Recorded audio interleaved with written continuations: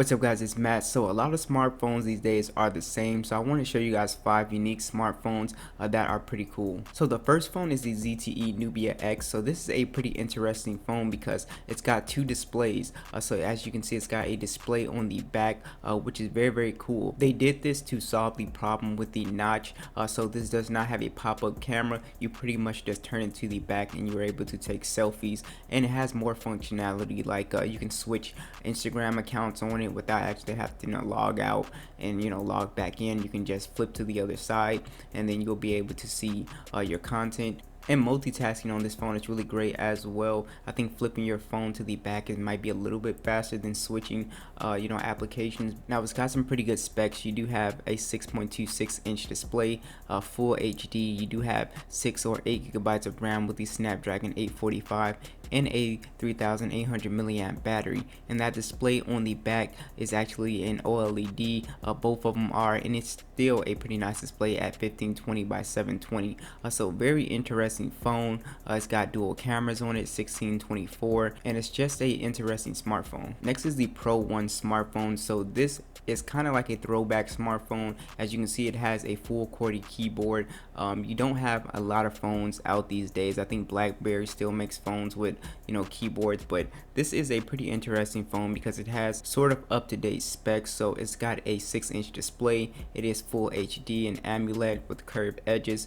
You do have that 64 key backlit full QWERTY keyboard for you keyboard lovers. You do have 6 gigabytes of RAM, 128 gigabytes of storage, and you also have the Snapdragon 835, which is okay, and a 3200 milliamp battery, which is again is okay, and Android 9.0. But the selling point with this is that it has a keyboard for you keyboard lovers. So if you're looking for a phone with pretty good up-to-date specs with a keyboard, this might be a phone you want to take a look at. Alright, so the next phone is the HiSense A6. So this is a pretty interesting phone for around $400. So what I love about this phone is that you have 2 displays again, but this phone actually has a e-ink display for people that love to read on their phones. I wish they would put this in tablets. I think it would be really nice to have that bigger screen and have that option for an OLED and then an e-ink.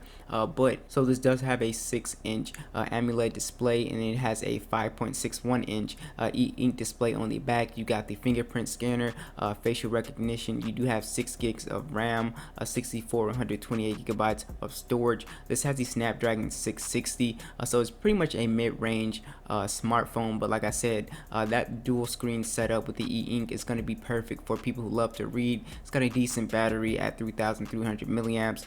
So I just really like this phone. Very interesting. Next is the Energizer P18K. So this is a phone with a 18,000 milliamp battery. It is very big, very chunky.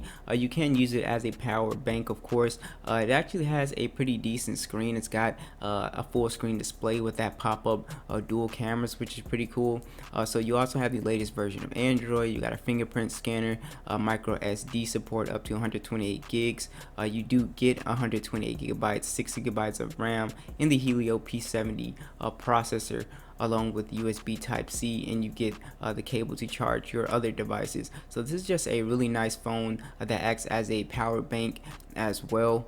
So this phone will last for weeks, especially if you're a light user. So if you're looking for a smartphone that doubles as a power bank, definitely check out Energizer's smartphone. Next is the Namu T18. So this is actually a walkie-talkie slash smartphone, and it's actually bomb proof, which is pretty crazy. So why you would need this smartphone, I don't know, but it just looked really cool, and it's a rugged smartphone. Now, it doesn't have the latest specs. It's got kind of older specs, Android 7.0, 2 gigs of RAM, 16 gigabytes of storage, but you're really paying for like the design of this phone. It's rugged. It's extremely hard to break this phone. Like I said, it's bomb proof. They're asking for $400 for this guy, and it is of course IP68 water resistant. You do have, like I said, that built-in walkie-talkie.